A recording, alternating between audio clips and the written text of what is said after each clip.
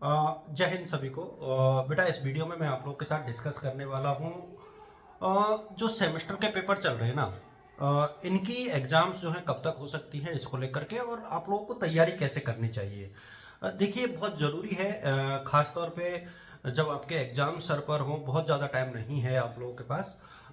मेरे हिसाब में मैक्सिमम 45 डेज़ का आप लोग समय मान के चलें, क्योंकि न्यू ईयर आ चुकी है और नए साल में आप लोगों के लिए जो है पेपर देना बहुत ज़रूरी है।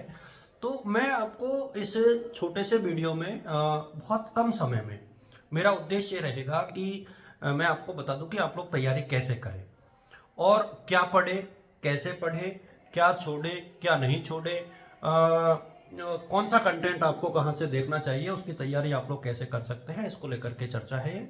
और मैं चाहूँगा कि आप लोग पूरा वीडियो जरूर देखें। मुश्किल से 3-4 मिनट की ही चर्चा है, कोई बहुत बड़ा वीडियो मैं आजकल नहीं बना रहा हूँ। नंबर वन, देखिए फर्स्ट सेमेस्टर और थर्ड सेमेस्टर, प्राइवेट और रेगुलर, चाहे वो एमए हो चाहे बीए हो, इनके पेपर एक साथ ही होंगे।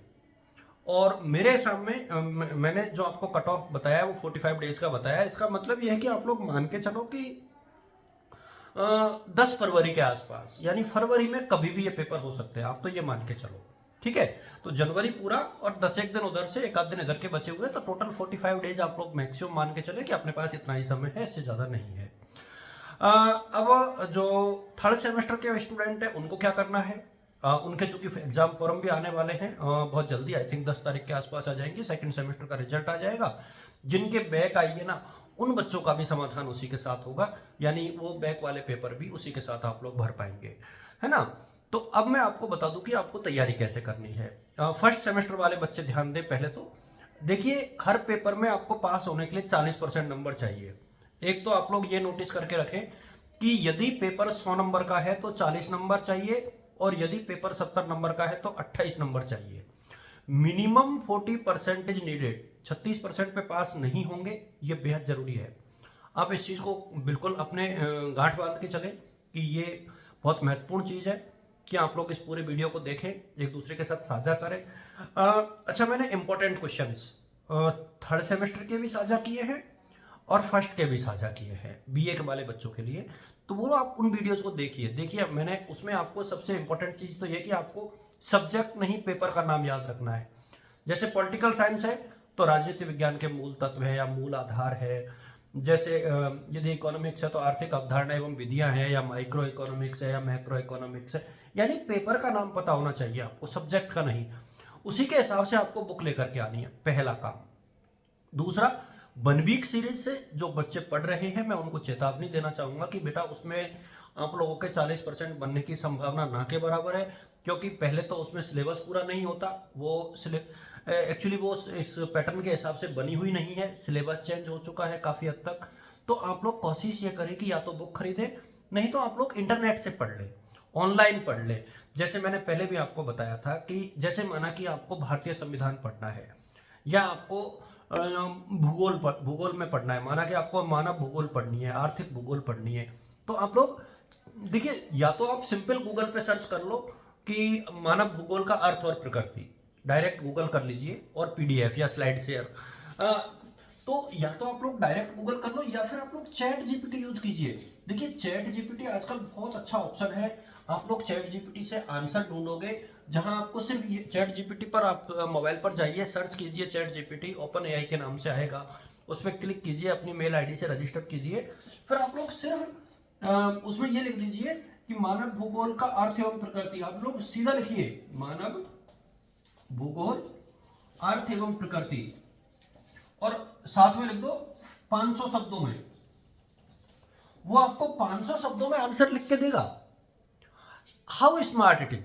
तो ये आप स्मार्ट तरीके से पढ़ोगे ना तो बहुत काम आएगा।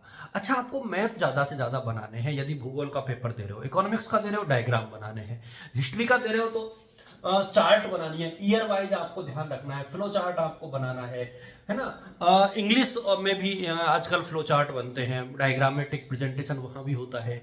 तो हर सब्जेक्ट में आपको चार्ट बनाने हैं, डायग्रामेटिक प्रेजेंटेशन करना है, इंपॉर्टेंट क्वेश्चन जो मैंने साझा किए हैं वो देखने हैं, जो पुराने पेपर है वो देखने हैं, खासतौर पे फर्स्ट सेमेस्टर वाले बच्चों को।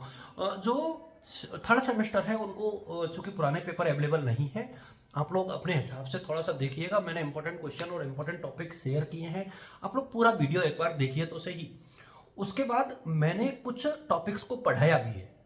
आप देखेंगे मैंने ज्योग्राफी के कुछ टॉपिक पढ़ाए हैं, मैंने पॉलिटिकल साइंस के कुछ टॉपिक पढ़ाए हैं, मैंने पब्लिक एड के कुछ टॉपिक पढ़ाए, मैंने सोशलॉजी के कुछ टॉपिक पढ़ाए। उनको आप लोग देखिए एक बार।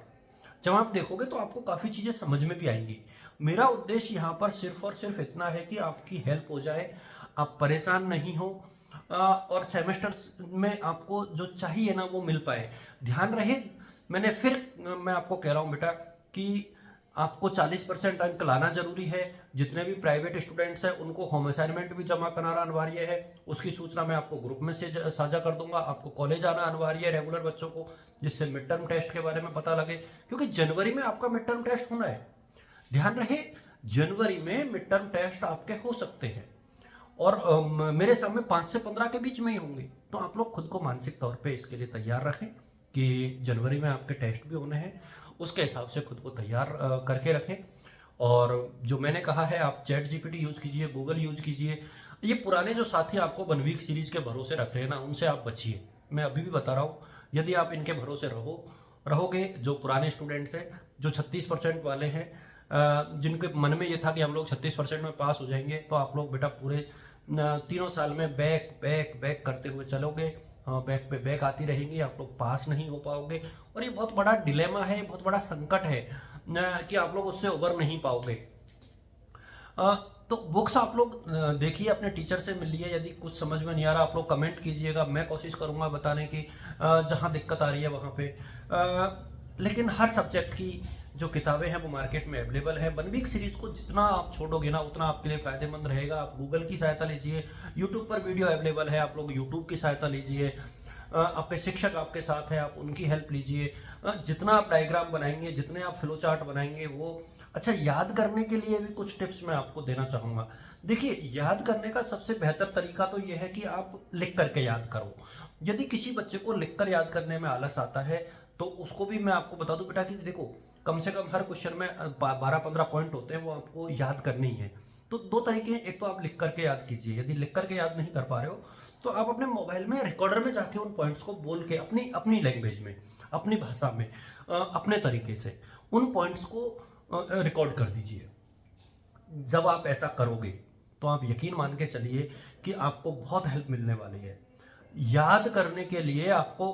क्योंकि आप जब सो रहे हो उससे पहले आपने उसको रिकॉर्ड कर, अच्छा, आपको अपनी आवाज़ तो अच्छी लगेगी मेरे सामने। हो सकता है आपको मेरी आवाज़ अच्छी नहीं लगती हो सकता है किसी दूसरे टीचर की आवाज़ अच्छी नहीं लगती हो, बट जब आप खुद की आवाज़ सुनोगे ना तो आपको वो अच्छी लगेगी, आपको फीलिंग्स अच्छी आएंगी, आप ज़्यादा अच्छे से मेमोराइज कर पाओगे, याद कर पाओगे, और ये बेहद यूजफुल चीज़ें हैं। मैं चाहूँगा बेटा कि यदि आपको ये वीडियो यूजफुल लगता है तो प्लीज़ आप एक दूसरे के साथ साझा कीजिए, क्योंकि काफ़ी यूजफुल है। एग्ज़ाम्स को लेकर के मैंने बता ही दिया कि आप लोगों के पेपर बहुत जल्दी होंगे। उसी के अकॉर्डिंग आप खुद की तैयारी जारी रखिए, एक दूसरे के साथ साझा कीजिए वीडियो को। इंपॉर्टेंट क्वेश्चन जो मैंने ऑलरेडी शेयर किए हुए हैं आप लोग देखिएगा एक बार। और आप लोगों को शुभकामनाएं, wishing you all the best और good luck. Thanks to all of you.